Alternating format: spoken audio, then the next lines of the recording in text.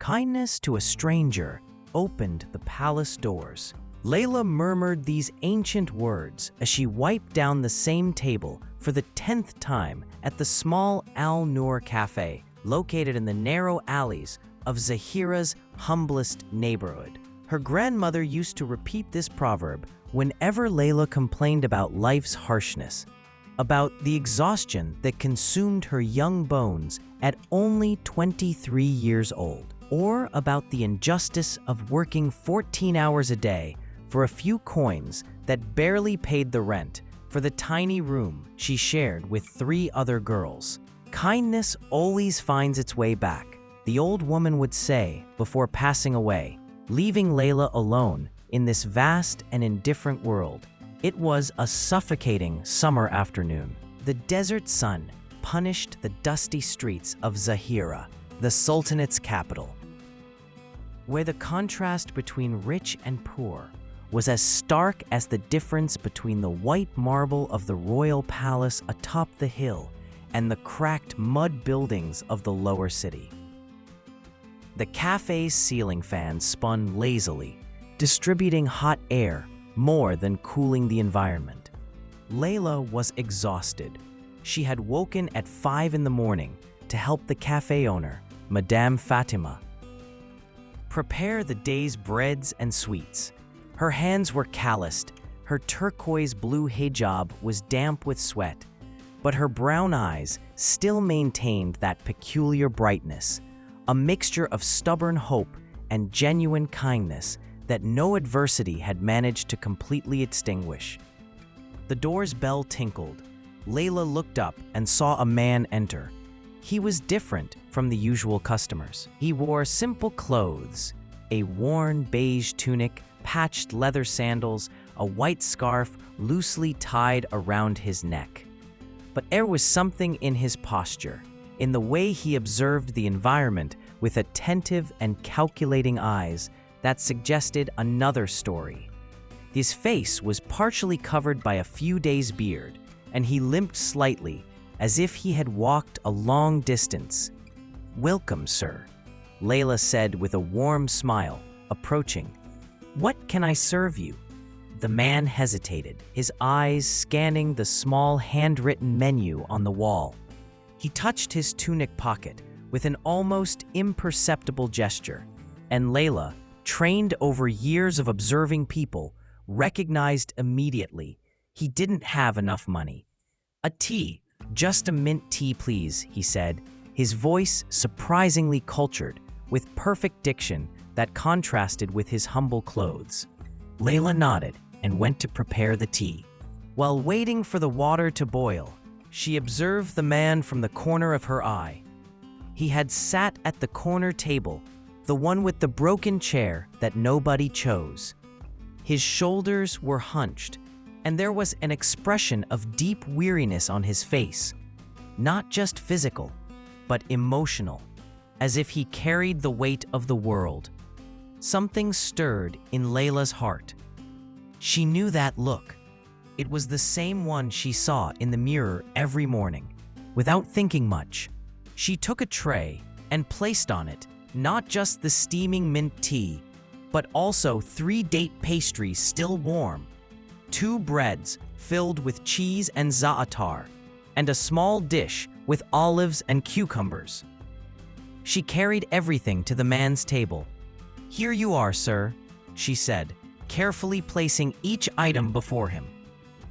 The man's eyes widened. I only ordered tea. I can't pay for all this." Layla smiled gently. "You ordered the tea. The rest is courtesy of the house." "You look hungry, and no one should go hungry when there's food available." "But please," she interrupted softly, "it would be an offense to hospitality to refuse. Besides, these breads are at the end of the day. Either you eat them, or we'll have to throw them away." It was a lie. The breads were fresh, but it was a kind lie. The man observed her for a long moment, and Layla had the strange sensation of being evaluated in some profound way. Finally, he nodded, his throat seeming tight with emotion. "Thank you," he said, his voice choked. "You are very kind." While the man ate, and Layla noticed he ate with the hunger of someone who hadn't eaten properly in days, she continued her work, cleaning tables, serving other customers, chatting animatedly with neighbors who passed by. But her eyes always returned to the stranger in the corner. He ate slowly, savoring each piece as if it were precious. When he finished, he sat for a few more minutes, holding the empty teacup between his hands, observing the cafe's movement with a thoughtful expression. Finally, he stood up. He approached the counter where Layla was preparing a baklava order to go. "How much do I owe?" he asked. Knowing the answer, 3 coins for the tea, Layla responded with a smile. He placed 5 coins on the counter, probably all he had. And before Layla could protest or return the change, he spoke. "What's your name?" "Layla. Layla al-Rahman." He repeated the name softly, as if memorizing it. "Layla. It means night in Arabic, doesn't it?" "Yes, sir. My mother said I was born on such a starry night that they had to give a name to match."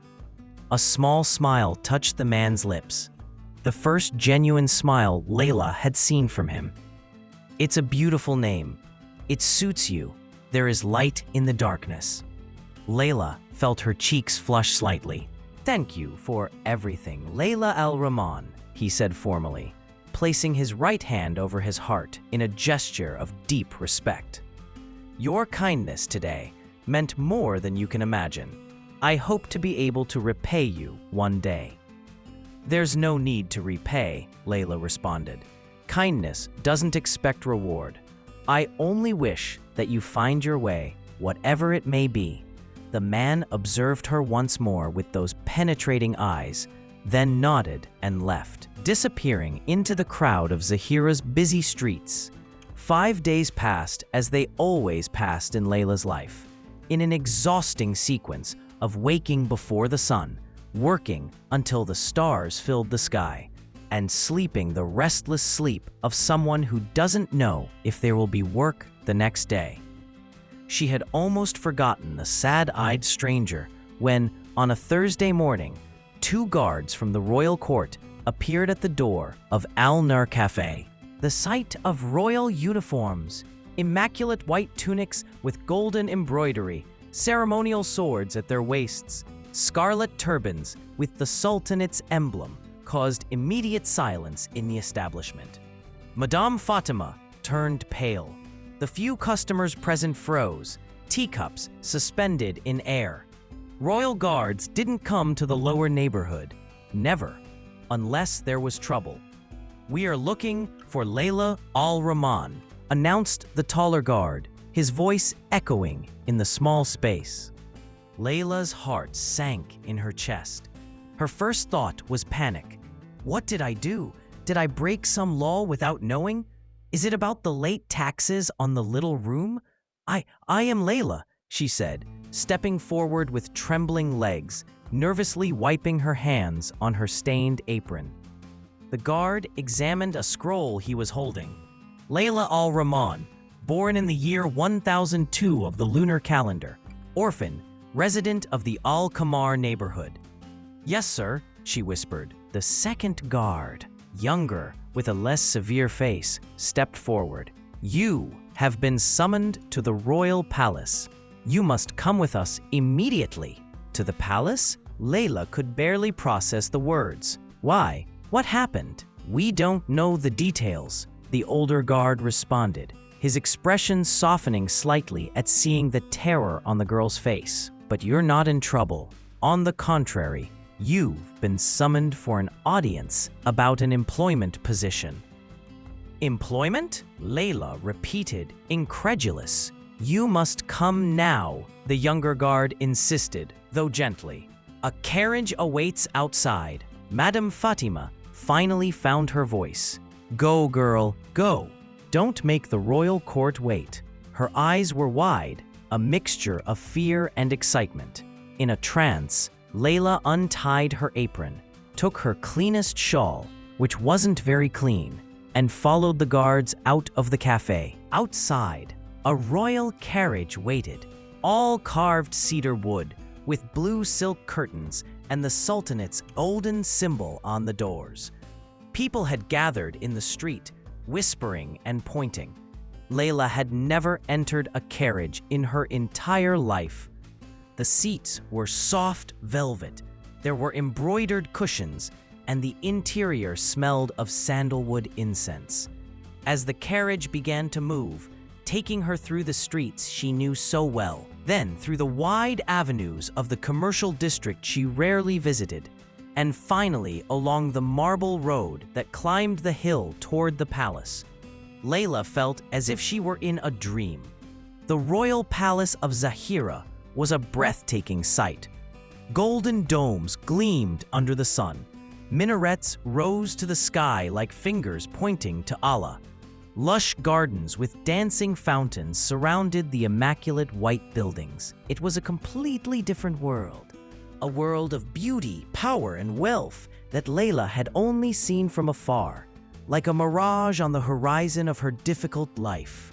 The carriage stopped in an inner courtyard. Guards opened the doors. An elegant woman, dressed in emerald green silk tunics, was waiting. "Layla al-Rahman?" she asked with a melodious voice. "Yes, ma'am," Layla responded, descending from the carriage with wobbly legs. "My name is Amira. I am the supervisor of the palace maids." She examined Layla from top to bottom, not with contempt, but with professional assessment. "You are here by direct order of the Sultan. He requested your presence to discuss a special position at court." "From the Sultan?" Layla could barely breathe. But there must be a mistake.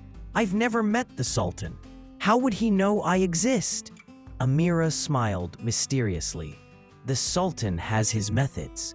Come, we must not keep him waiting." Layla followed Amira through corridors that seemed endless. Polished marble floors that reflected the lights from crystal chandeliers.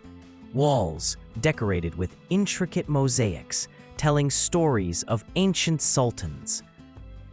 Arches with golden Arabic calligraphy quoting verses from the Quran. Everything was magnificent, overwhelming, intimidating.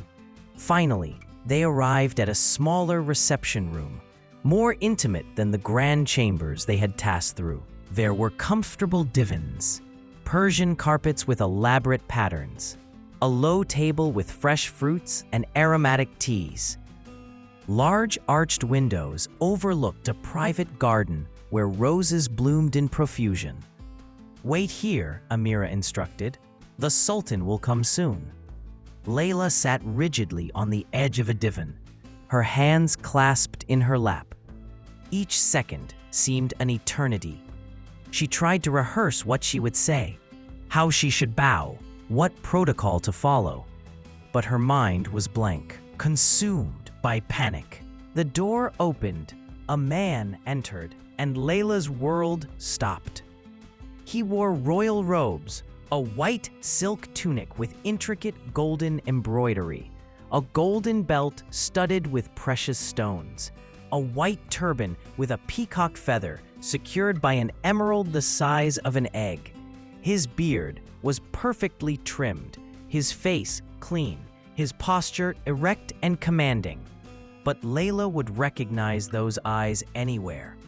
"You," she exclaimed, standing abruptly, completely forgetting any protocol.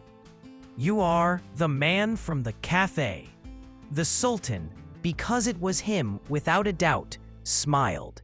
It was the same small, genuine smile he had given when she explained the meaning of her name.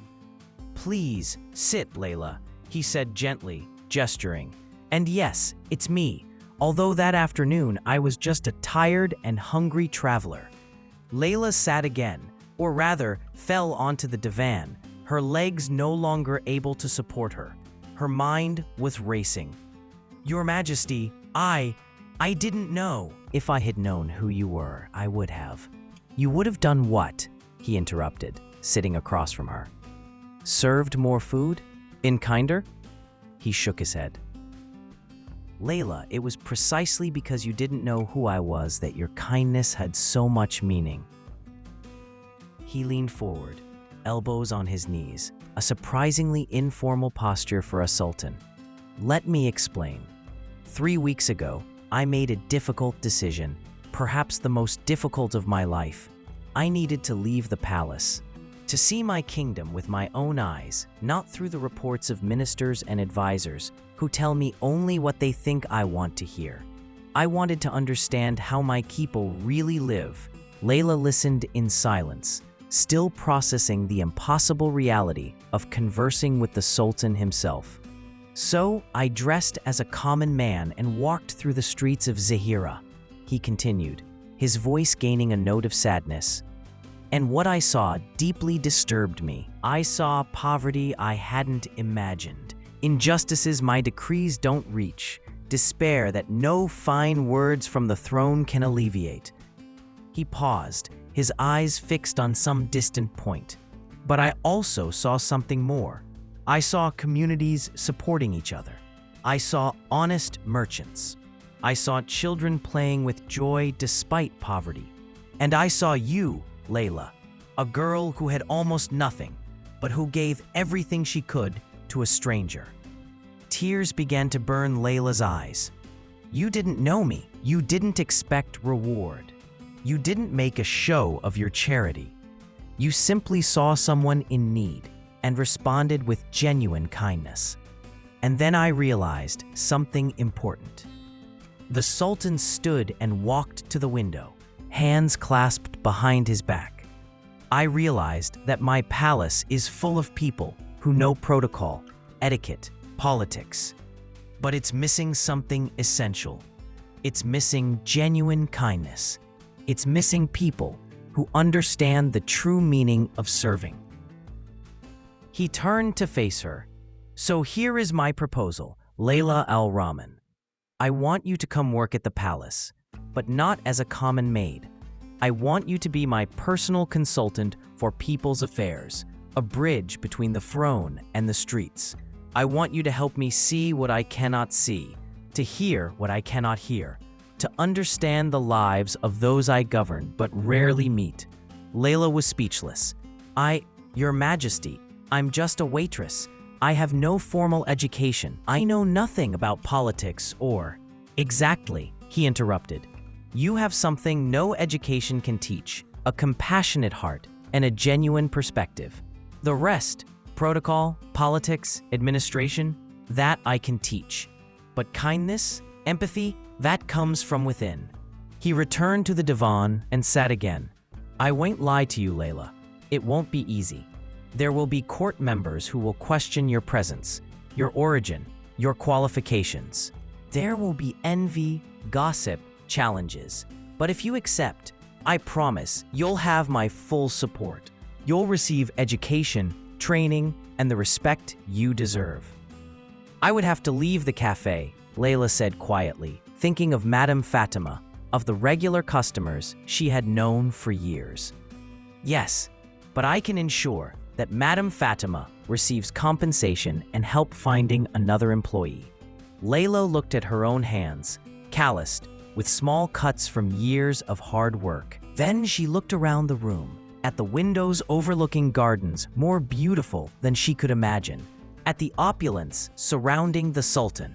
It was a different world, a different life, an opportunity she had never imagined possible. But it was also terrifying. She would be like a fish out of water, a poor girl in a palace of nobles, always remembering where she came from. May I ask a question, Your Majesty? Of course. Why are you really doing this? Because of some bread and tea? The Sultan was silent for a moment, considering. When you served me that meal, Layla, I was at my lowest point. Not just physically exhausted, but spiritually. I had begun to doubt whether there was any genuine kindness left in this world, whether there was hope, whether anyone still cared about others without expecting something in return. He met her eyes. "And then you appeared, and you showed me that yes, there is hope. There is kindness. And if there are people like you out there, then my work as Sultan isn't hopeless. It's just beginning to find those people and give them voice." Layla felt a tear run down her face. "So, Layla al-Rahman," the Sultan said formally, "do you accept this position?" She thought of her grandmother. "La bondad a un desconocido abrió las puertas del palacio." Kindness to a stranger opened the doors of the palace. The proverb wasn't just about receiving rewards.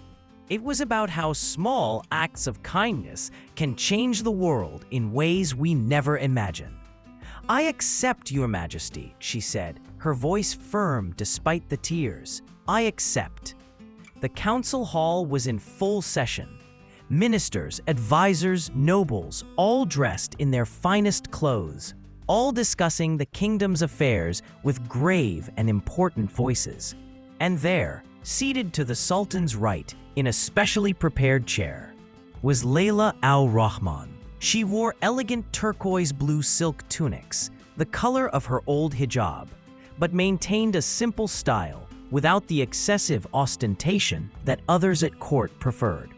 Her hair was pulled back in an elaborate hairstyle, but her eyes maintained the same gentle brightness they had always had. "Majesty," a pompous minister was saying, "we propose increasing taxes in commercial areas to finance the expansion of military facilities." "One moment," the Sultan interrupted, raising his hand. He turned to Layla. "Consultant Layla, what is your opinion on this proposal?" All eyes turned to her, some with curiosity, others with poorly disguised irritation. In the first months, Layla would have shrunk under those gazes, but now, after months of training, of learning to navigate the treacherous waters of court politics, of gaining the Sultan's trust through wise and well-founded advice, she held her head high. "With due respect, Minister Hassan," she said calmly, "increasing taxes in commercial areas at this time would be disastrous. I just returned from a visit to the markets. One of my weekly duties is to walk among the people, and I can report that merchants are already struggling. Last quarter's harvest was poor. Grain prices have risen and many families are barely surviving. But the military needs," the minister began, "are important," Layla agreed. "But a strong army means nothing if the people it protects are starving. I suggest we first look at reducing superfluous expenses from the palace itself. I have a detailed list of expenditures that could be cut without affecting essential operations." She unrolled a scroll, the fruit of weeks of meticulous research. The Sultan smiled, proud. "As always, Consultant Layla brings the voice of the people to this chamber. Let her proposal be analyzed in detail." Later, when the council ended and the corridors emptied, the Sultan and Layla walked together through the palace gardens, as they had developed the habit of doing. "You're doing wonderfully," he said. "Better than I could have hoped." Layla smiled. "There are days when I still can't believe this is real." That afternoon at the café wasn't just a dream. It was very real, and it changed everything for both of us. He looked at the horizon, where the sun was beginning to set over Zahira, painting the sky in shades of gold and crimson. "You know, we've implemented 17 reforms in the last 6 months based on your observations. 17 changes that are making a real difference in the lives of ordinary people." "Our observations," Layla corrected. "I only show the way. Your Majesty is the one with the power to actually change things." "Together," he said simply. "That was always the plan. Together, we are stronger." They stopped near a fountain, where goldfish swam lazily among water lilies. "Your Majesty," Layla said hesitantly, "may I share something personal?" "Always. My grandmother used to say a proverb, 'Kindness to a stranger open the palace doors. Throughout my life, I thought it was just a nice saying, something to make me feel better when life was hard. She looked at the palace behind them, its golden domes gleaming in the evening light. But now I understand. It wasn't about the literal doors of the palace. It was about how kindness, even the smallest, even when there are no witnesses, can open doors we didn't even know existed. Doors to new lives, new possibilities, new destinies. The Sultan nodded thoughtfully, and also about how those who have power must open their doors, literally and metaphorically, to those who show true character. Because power without kindness is tyranny, and kindness without power is wasted. They stood there in comfortable silence as the stars began to appear in the sky, the same sky that covered both the palace and the humble alleys where Layla had grown up. Her life had changed in ways she had never imagined possible. But her essence remained the same. She was still the girl who would give the last breads to a stranger. Still the person who saw humanity in every face. Still Layla, the knight that carried light. And now, with the power and platform the palace offered, that light could shine even brighter, reaching corners of the kingdom that had previously remained in darkness. Because some doors only open when the heart leads the way, and some acts of kindness change not just one life, but the destiny of an entire kingdom.